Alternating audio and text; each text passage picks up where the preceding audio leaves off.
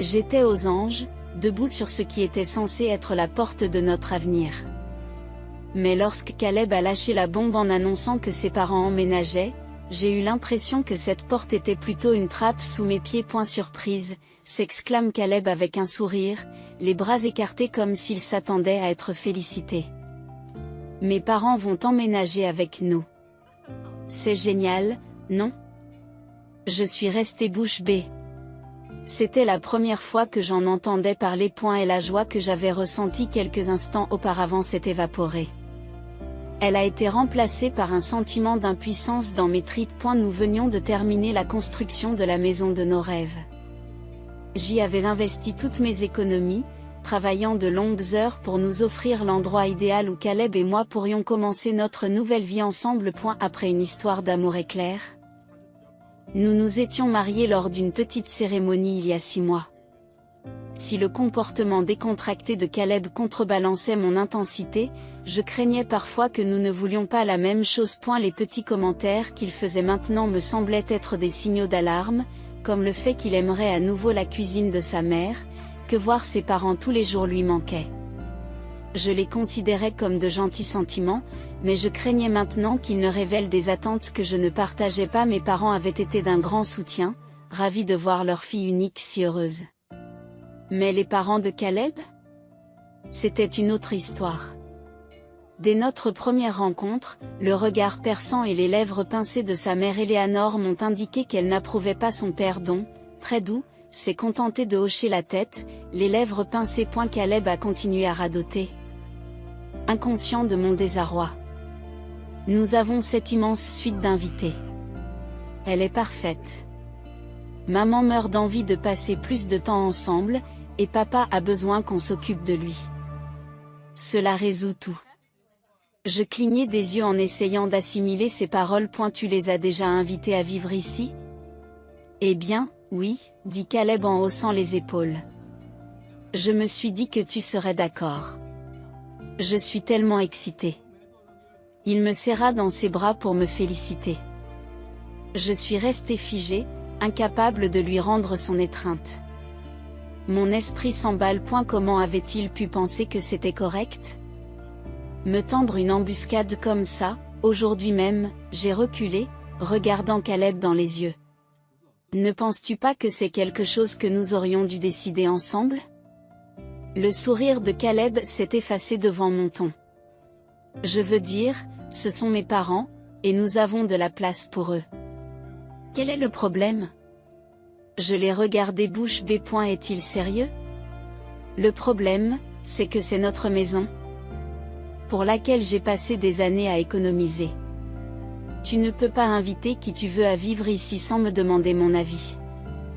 Ouah, calme-toi, dit Caleb en levant les mains sur la défensive. J'ai pensé que tu serais content. Ils vont devenir ta famille, eux aussi, maintenant. Sa réponse désinvolte m'a fait bouillir. Je rêvais d'un sanctuaire avec mon nouveau mari, plein de rire et d'intimité. Au lieu de cela, Caleb semblait déterminé à laisser ses parents envahir l'espace pour lequel j'avais tant sacrifié. J'ai accepté de construire un foyer avec toi, Caleb, pas avec tes parents, lui ai-je dit sans embâge.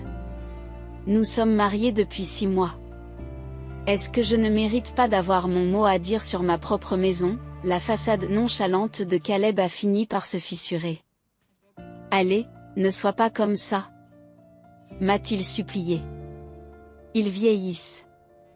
Ils ne peuvent pas supporter d'être seuls. Ne me fais pas choisir entre toi et eux. Je me suis figé à mesure que ces mots s'imposaient à moi. Il était en train de me culpabiliser, de me faire passer pour le méchant qui n'avait pas accepté immédiatement sa décision irréfléchie. Pour avoir voulu avoir mon mot à dire dans la maison dans laquelle j'avais investi toute ma vie. À ce moment-là, j'ai réalisé que cette maison de rêve ressemblait soudain davantage à une cage dorée. Une cage conçue non seulement pour Caleb et moi, mais aussi sous les yeux de ses parents.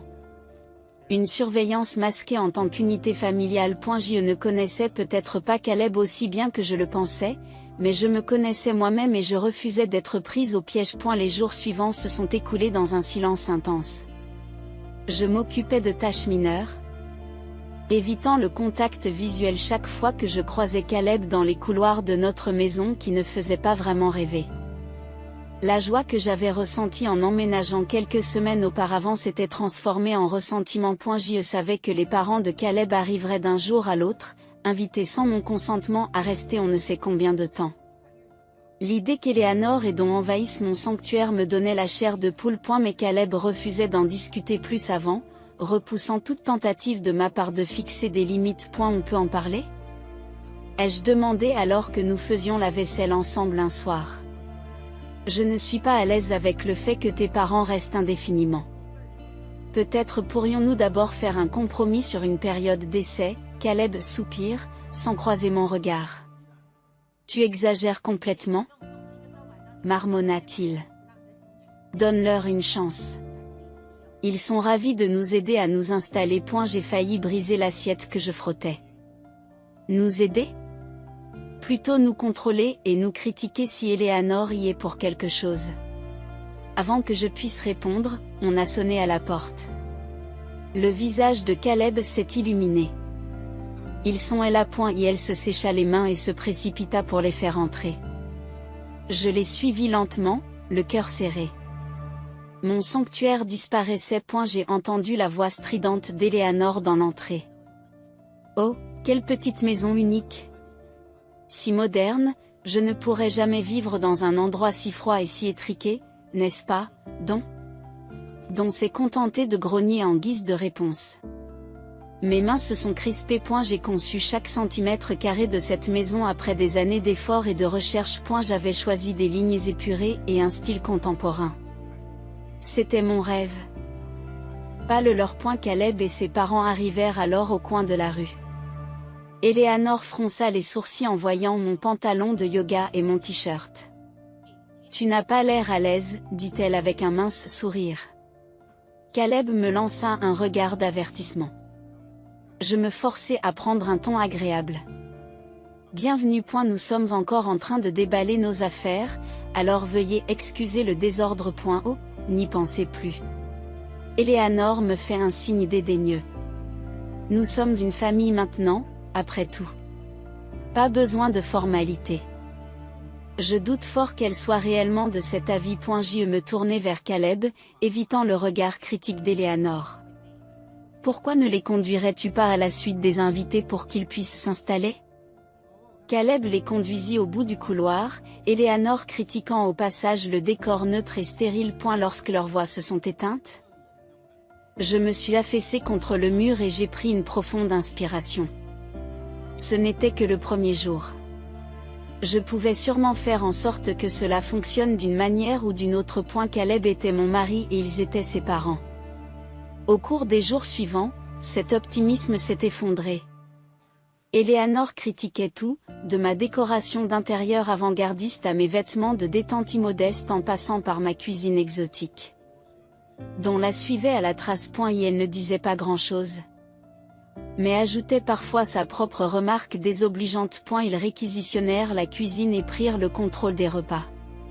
Ils se servaient dans le réfrigérateur. Ils laissaient le désordre s'en nettoyer.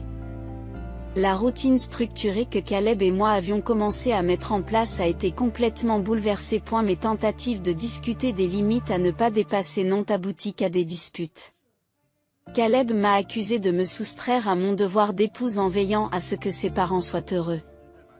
Il n'a pas tenu compte de mes sentiments, disant que j'avais juste besoin de temps pour m'habituer à EUX. Et la goutte d'eau qui a fait déborder le vase est arrivée tard un soir, lorsque j'ai entendu des voix étouffées dans la cuisine.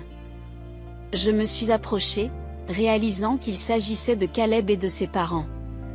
Il faut que tu la maîtrises, dit vivement Eleanor. Elle n'a aucun respect pour la famille. Caleb soupira. J'essaie. Maman. Ce déménagement était censé l'aider à rentrer dans le rang. Elle a résisté au début, mais je crois qu'elle est en train de changer d'avis. J'ai titubé, la bouche ouverte sous le choc. Rentrer dans le rang ? C'était leur plan depuis le début, me manipuler pour que je me conforme totalement à cette situation de vie forcée. La rage m'envahit. Je devais reprendre le contrôle, en commençant par chasser ces sangsues toxiques de ma maison. Le lendemain matin, je me suis réveillée comme une cocotte minute sur le point d'exploser. Après ce que j'avais entendu, toute once d'optimisme que j'avais sur la possibilité de faire fonctionner ce projet s'était évanouie. J'ai trouvé Caleb dans la cuisine et j'ai pris mon courage à deux mains. Il faut qu'on parle. Il faut qu'on parle, maintenant. Caleb fronce les sourcils et jette un coup d'œil autour de lui. Parle moins fort. Mes parents dorment encore. Je croise les bras. D'accord. Mais nous avons cette discussion. Je l'ai conduit sur la terrasse arrière et j'ai pris une grande inspiration. Ça ne marche pas. Tu dois dire à tes parents qu'ils doivent déménager. Les yeux de Caleb se sont écarquillés. Tu es fou? Ils viennent d'arriver. Tu ne peux pas les mettre dehors comme ça. Ma colère enfle. C'est ma maison, je l'ai payée. Et si je ne veux pas d'eux ici, ils ne peuvent pas rester. Caleb s'est rapproché de moi. Tu es ridicule. Ils font partie de la famille maintenant, que tu le veuilles ou non. J'ai refusé de me laisser intimider. Ils m'ont traité de façon horrible dès leur arrivée, critiquant ma maison, mes vêtements, ma cuisine. Rien n'est assez bon pour votre Altesse royale Éléonore. Crachez-je. Caleb se renfrogna. Tu exagères. Ils essaient juste de t'aider à être une meilleure épouse et une meilleure ménagère. J'ai pensé que tu apprécierais ce conseil. Je les regardais bouche bée. Aide-moi. Ils ont détruit notre dynamique familiale et me minent à chaque instant. Avant que Caleb ne puisse argumenter davantage, nous avons entendu la porte arrière s'ouvrir. En parlant du diable. C'était Éléanore. Te voilà, dit-elle à Caleb, m'ignorant complètement. Votre père a besoin d'aide pour programmer la télécommande de la télévision. Cette technologie moderne est si inutilement compliquée. Caleb m'a lancé un regard d'avertissement. J'arrive tout de suite, maman. Éléanore acquiesce, puis fronce le nez en me regardant. Oh, ma chère Jenna, tu as l'air si négligée ce matin. Tu n'as pas eu le temps de t'occuper de toi? J'étais encore en pyjama et les cheveux en désordre à 11h du matin un samedi. Non pas que je lui doive des explications sur mes choix dans ma propre maison. J'ai forcé un sourire. Je me suis juste concentrée sur d'autres priorités. Veuillez excuser mon apparence. Elle a secoué la tête. Une épouse doit toujours se présenter correctement. Tu n'es pas d'accord, Caleb? Bien sûr, maman, répondit Caleb. Mes poings se sont serrés. J'avais envie de crier. Après que Caleb soit parti avec elle, j'ai respiré profondément. Puis j'ai entendu des bruits au bout du couloir. Ils étaient en train de fouiller dans mon bureau. Je me suis précipitée pour trouver Éléanore assise à mon bureau, dont fouillant dans mon classeur. Qu'est-ce que vous faites? Demandai-je. Ils ont levé les yeux, surpris. Oh, nous cherchions juste les menus à emporter pour pouvoir commander le déjeuner, dit Éléanore d'un ton désinvolte. Je me suis approchée et j'ai refermé le classeur. Manquant de peu les doigts dedans. Sortez. Ma voix était glaciale. Les yeux d'Éléanore se sont rétrécis. Ce n'est pas une façon de parler à ses beaux-parents. Nous étions simplement, j'ai dit, sortez. J'ai crié. C'est mon bureau, mon espace privé. Vous n'avez pas le droit de fouiller dans mes affaires sans permission. Ils se sont précipités vers la sortie, grommelant sous leur souffle mon ton strident et mon manque de respect. Alors qu'ils partaient, j'ai aperçu un papier sur mon bureau, mon relevé de compte. Une rage bouillonnante m'envahit. Ils avaient fouiné, ces sangsues toxiques et manipulatrices devaient partir. Aujourd'hui. J'avais essayé la raison, le compromis, la patience, mais rien n'y faisait. Ils pensaient que j'étais un obstacle dans leur plan de contrôle de Caleb et de pénétration dans ma vie. Et bien. Ils n'avaient aucune idée de qui ils avaient en face d'eux. J'en avais fini avec la gentillesse. Je ferai tout ce qu'il faut pour les exclure définitivement de ma maison et de mon mariage. Après l'invasion du bureau, j'en avais assez. Le temps était venu de prendre des mesures drastiques. Je les mettais à la porte. J'ai trouvé Caleb dans le salon et j'ai demandé à lui parler en privé. Il m'a suivi à contre-séure dans la chambre. Tes parents doivent partir. Aujourd'hui, je l'ai dit sans détour. Les sourcils de Caleb se sont levés. Tu es fou si tu crois que je vais mettre mes parents à la porte juste parce que tu ne peux pas t'entendre avec eux. Caleb est gros. J'ai tenu bon. Soit ils partent de leur plein gré, soit je les fais expulser de force pour violation de domicile. Ils n'ont aucun droit ici. C'est ma maison. Le visage de Caleb rougit de colère. Vous voudriez vraiment que mes parents âgés soient jetés à la rue? Quel genre de salope sans cœur es-tu? Ces mots cruels m'ont piqué. Mais je ne l'ai pas laissé paraître. Ce sont des menteurs manipulateurs. Tout ce qu'ils ont fait, c'est me miner et me contrôler depuis qu'ils sont ici. Je vous ai entendu conspirer pour me faire rentrer dans le rang. J'en ai assez d'être un pion dans votre jeu familial tordu. Et la panique a traversé le visage de Caleb.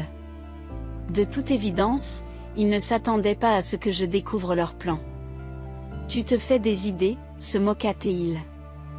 Ils veulent juste ce qu'il y a de mieux pour nous. Je roule des yeux. Et la seule chose qui intéresse tes parents, c'est de te contrôler et de t'isoler de moi.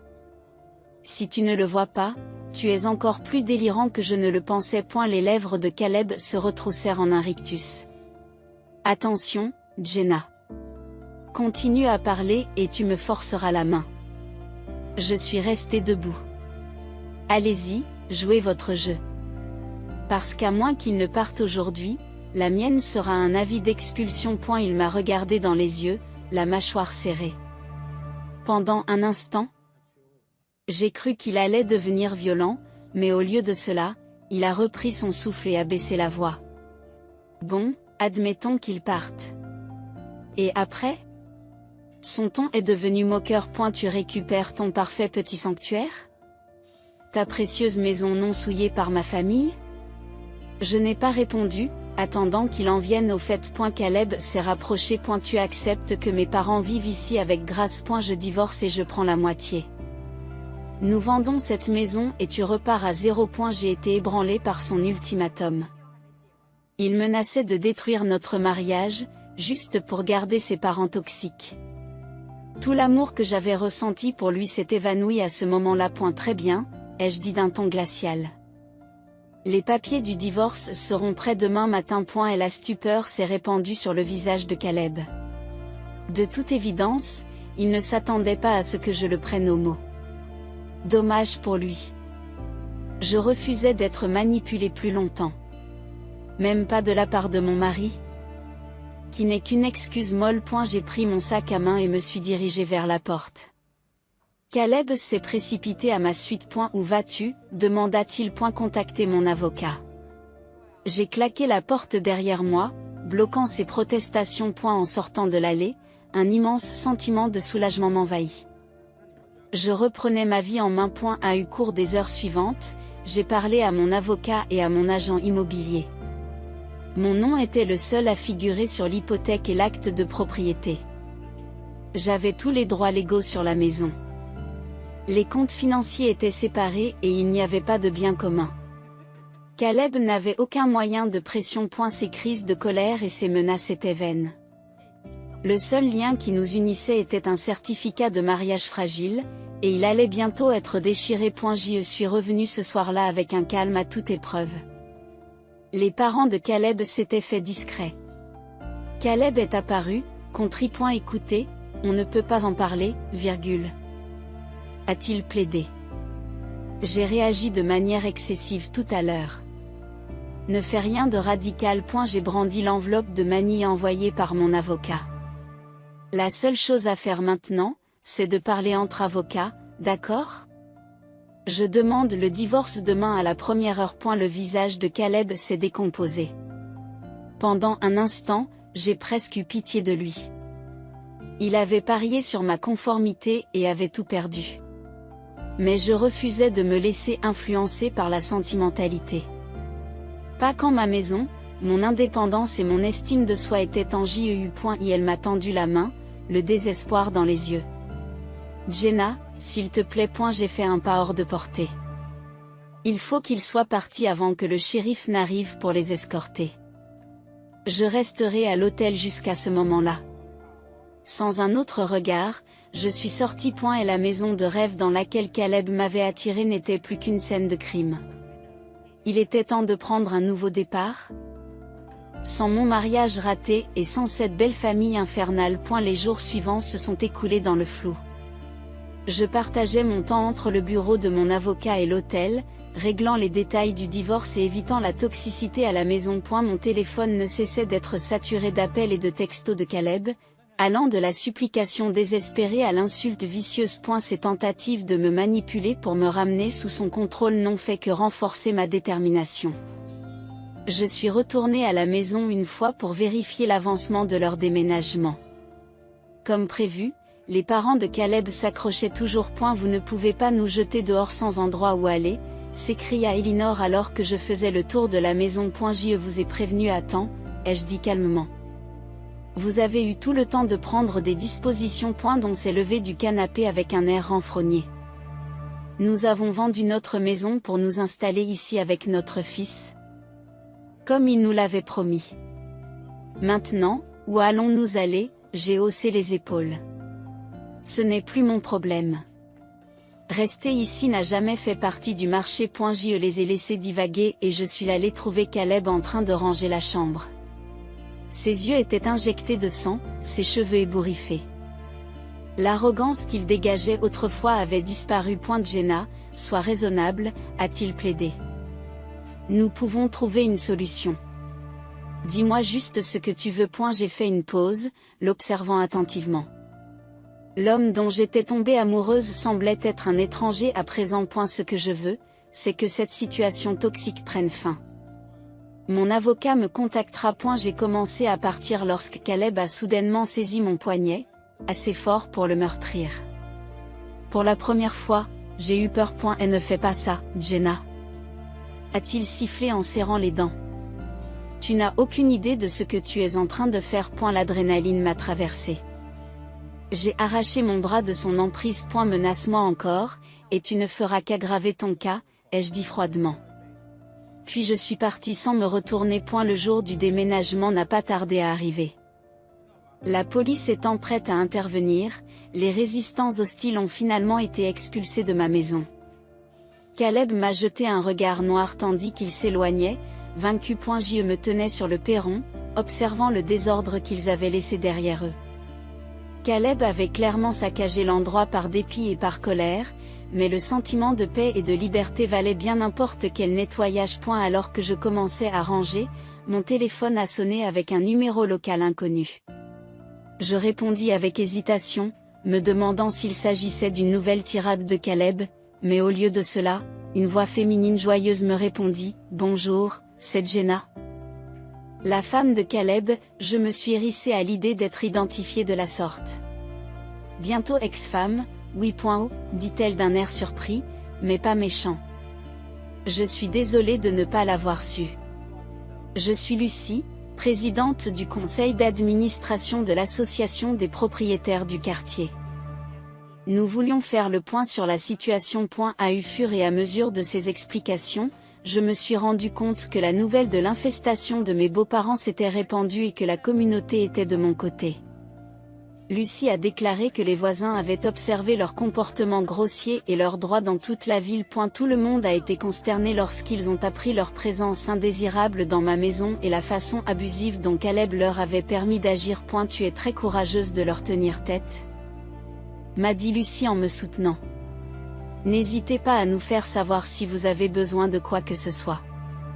Nous voulons que vous vous sentiez en sécurité et bienvenue ici. J'ai été touchée par la compassion inattendue d'étrangers.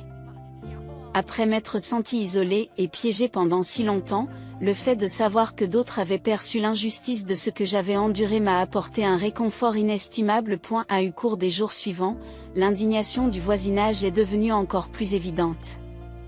J'ai remarqué que les gens me jetaient des regards furtifs lorsque Caleb venait chercher d'autres affaires.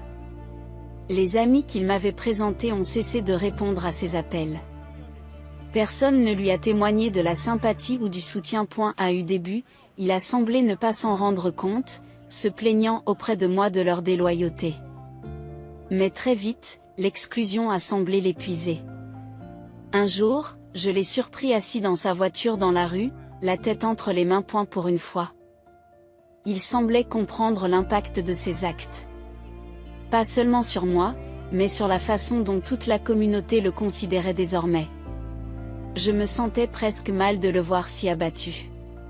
Puis je me suis souvenu des mois de manipulation qu'il m'avait fait subir. C'est lui qui avait provoqué cet exil social. Alors que je reprenais ma maison et mon indépendance, Caleb perdait tout ce qu'il avait essayé de construire ici, tout cela parce qu'il avait parié sur mon obéissance à la cruauté de sa famille. Il était sur le point d'apprendre une dure leçon sur la vengeance du karma. Après avoir enfin récupéré ma maison, j'ai repris une routine confortable. Les maux de tête et les nœuds dans les épaules se sont dissipés. Pour la première fois depuis des mois, je pouvais me détendre complètement dans mon propre espace. Jusqu'à ce qu'une nuit, lorsque j'ai été réveillé en sursaut par un violent coup de poing sur la porte d'entrée, je me suis glissé jusqu'à la fenêtre et j'ai jeté un coup d'œil prudent à l'extérieur. Mon cœur s'est brisé. C'était Caleb, accompagné de ses parents furieux. Ouvre, Jenna, a crié Caleb, toujours en train de frapper.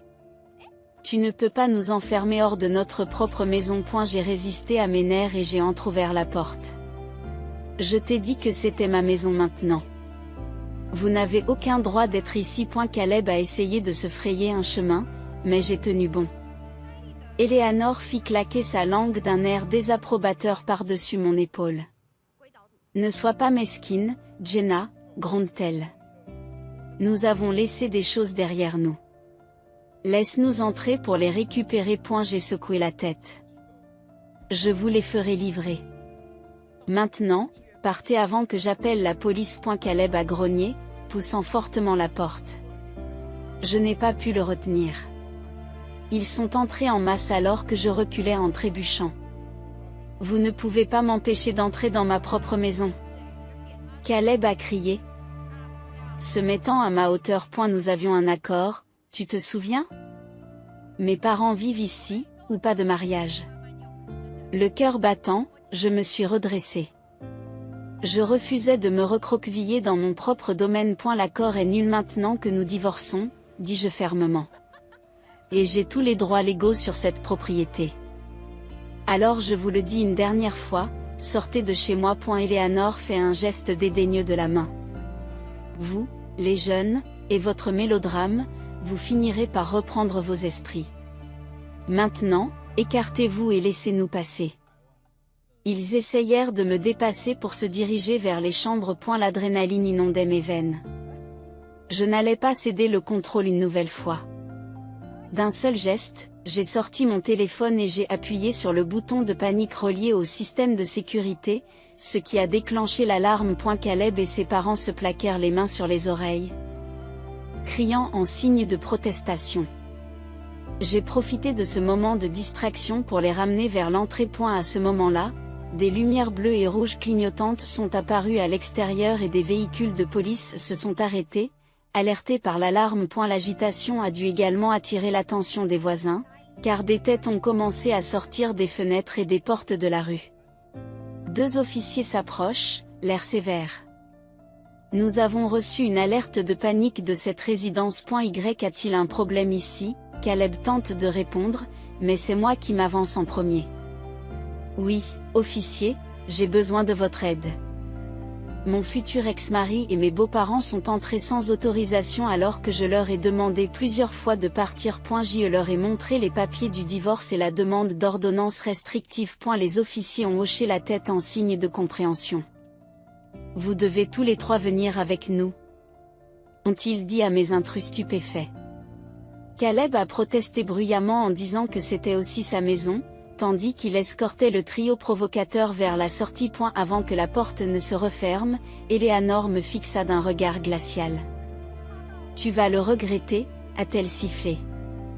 Je me tenais dans l'embrasure de la porte, le cœur battant sous l'effet de l'adrénaline, mais je ne la quittais pas des yeux. Je n'allais pas montrer de la peur ou de la faiblesse maintenant, pas après tout ce que j'avais surmonté. C'était ma maison, mon sanctuaire, Et je la défendrai contre quiconque chercherait à la contrôler ou à la détruire, ou à me détruire. Lorsque les voitures de police se sont éloignées, je me suis retournée pour voir mes voisins se rassembler, offrant des sourires et des pouces en l'air. Lucie a même levé son verre pour porter un toast avant de retourner à l'intérieur. Pour la deuxième fois, j'avais fait face à mes bourreaux. Mais cette victoire était encore plus douce, sachant que mes voisins me soutenaient. J'ai fermé la porte d'entrée, laissant le chaos à l'extérieur. La police pouvait s'occuper de Caleb et de ses parents maintenant. Je reprenais le contrôle de ma paix intérieure. Après tout, Karma était de mon côté. Et sa vengeance n'était pas encore terminée. Dans les semaines qui ont suivi l'affrontement, j'ai attendu avec impatience les représailles de Caleb et de ses parents, mais ce que j'ai entendu m'a surprise. Des rumeurs circulaient selon lesquelles Eleanor et Don avaient été rejetés par tous les établissements pour personnes âgées auxquels ils s'étaient adressés en raison de leurs problèmes de comportement passés. Obligés de déménager loin de leur famille. Ils étaient isolés et malheureux. L'entreprise de graphisme de Caleb a également commencé à connaître des difficultés. D'anciens clients ont abandonné leurs projets et refusé de les recommander. Ces pages sur les réseaux sociaux étaient inondées de commentaires cinglants sur la façon dont ils m'avaient maltraité. Une partie de moi s'est sentie mal à l'aise alors qu'ils faisaient face aux conséquences de leurs actes. Quelle que soit leur cruauté, je ne leur avais pas souhaité un tel malheur. Mais je reconnaissais aussi que c'était leur propre karma, qui bouclait la boucle. Ils avaient essayé de me manipuler dans ma propre maison. Maintenant, ce sont eux qui se sentent impuissants et à la dérive. Curieusement, je me suis aperçu que le drame et la confrontation quotidien me manquaient presque. L'immobilité de la maison sans Caleb était choquante. Construire quelque chose à partir de rien m'avait semblé énergisant au début. Maintenant, le chemin inconnu qui s'ouvrait devant moi semblait intimidant. Un soir tranquille, un coup inattendu à la porte m'a tiré de mes pensées. J'ai jeté un coup d'œil prudent à l'extérieur. C'était Lucie, de l'association des propriétaires. Jenna, je suis contente de te voir, dit-elle chaleureusement. Les dames du quartier espéraient que vous pourriez venir à notre club de lecture la semaine prochaine. Nous serions ravis que vous vous joigniez à nous. J'ai été touchée par ce geste. Je suis touchée par ce geste. J'aimerais beaucoup venir. Tout en discutant, Lucie m'a donné des informations sur la situation de Caleb. Elle faisait également partie du conseil d'administration de leur nouvelle communauté, qui les avait rapidement expulsés après un nouvel accrochage dramatique avec la sécurité. J'ai secoué la tête. Même complètement déracinée, ils n'avaient pas changé leurs habitudes. Au moins, je savais que j'avais pris la bonne décision en éliminant leur toxicité de ma vie. Lucie et moi avons rapidement eu une conversation facile. Je me suis rendu compte à quel point j'avais manqué d'amitié. J'avais passé tellement de temps isolé à essayer de survivre. Finalement, nous avons parlé de mes projets d'avenir. Jenna, c'est une idée formidable. Tu pourrais aider tant de gens qui se sentent seuls comme tu l'as été, a-t-elle déclaré avec enthousiasme. Ces encouragements m'ont donné un nouvel élan. Je rêvais d'un sanctuaire où les gens se soutiendraient les uns les autres, sans se concurrencer ni se contrôler. Maintenant, je pouvais le créer moi-même. Lorsque la soirée du club de lecture est arrivée, j'ai pénétré dans la maison de Lucie avec une impatience nerveuse. Mais les femmes m'ont accueilli chaleureusement, me traitant immédiatement comme l'une des leurs. Alors que nous discutions du roman. Une femme s'est confiée sur le fait qu'elle avait quitté son mari critique et dédaigneux. Une autre a décrit les limites qu'elle s'était fixées face à une belle famille intrusive. Leurs histoires ne résonnaient que trop bien. Puis elles se sont tournées vers moi, m'écoutant attentivement tandis que je partageais une brève version de ma propre saga. La compassion et la solidarité qui se dégageaient de leurs réponses m'ont submergé. Ces inconnus virtuels m'avaient témoigné plus d'attention et de respect en une soirée que la famille de Caleb en des mois. J'ai réalisé que c'était là le sentiment d'une véritable communauté. À ce moment-là, ma vision du groupe de soutien s'est cristallisée. Je pouvais canaliser mon expérience douloureuse pour aider à créer des liens et de la force. Après le club de lecture, Lucie m'a raccompagnée. Vous êtes toujours la bienvenue ici. m'a-t-elle dit en me serrant l'épaule. Je l'ai remerciée en essuyant une larme perdue. Puis j'ai respiré profondément l'air frais de la nuit. Pour la première fois depuis longtemps, je me sentais chez moi. Les saisons ont changé et la vie s'est installée dans un rythme confortable. Mon groupe de soutien s'est épanoui, devenant un refuge pour les personnes qui se remettent de relations toxiques. Les membres célébraient leur victoire, faisaient preuve d'empathie pour les échecs et trouvaient de la force dans la sagesse partagée. Les voir s'épanouir m'a donné un profond sentiment d'utilité. J'étais déterminée à nourrir cette communauté afin que personne d'autre n'ait à affronter les difficultés seul. Caleb et ses parents n'étant plus qu'un lointain cauchemar, je me sentais prête à prendre un nouveau départ. Lucie m'a donné quelques rendez-vous, ce qui m'a permis de me rappeler les rires et les histoires d'amour. Un soir, après une rencontre avec Andrew, un charmant comptable, je suis rentrée chez moi et j'ai trouvé Caleb assis sur mon perron. Je me suis figée, de vieilles angoisses refaisant surface à sa vue. Il s'est levé lentement, les mains levées dans un geste de conciliation. Et, Jenna, je voulais juste parler, mettre les choses au clair. Tous mes instincts me disaient de le repousser. Mais il avait l'air si hagard et vaincu. J'ai décidé de l'écouter au moins. J'ai croisé les bras. Dis ce que tu es venu dire. Caleb a traîné les pieds, évitant le contact visuel. J'ai tout gâché. Je le sais maintenant. J'ai été égoïste et aveugle, et tu as tous les droits de me détester. Son honnêteté brute m'a surpris. L'ancien Caleb n'aurait jamais admis sa faute. J'ai laissé mes parents me manipuler. Et j'ai essayé de faire la même chose avec toi. Sa voix s'est brisée. Tu ne méritais pas ça. Je suis vraiment désolée. Une partie de moi s'est adoucie en voyant cet homme plein de remords et d'humilité à la place de l'étranger hostile de tout à l'heure. Mais je ne pouvais pas effacer les dégâts causés. Tu m'as fait vivre l'enfer, dis-je sans détour. Tes parents m'ont traité de façon horrible et tu leur as permis de le faire. Des excuses n'y changeront rien. Caleb a hoché la tête, l'air résigné. Tu as tout à fait raison. Je n'attends pas ton pardon. J'espère juste qu'un jour tu pourras trouver la paix. Il se tourna vers la sortie. J'ai pensé à la chaleur et au soutien d'Andrew, à la possibilité d'un partenariat basé sur la confiance.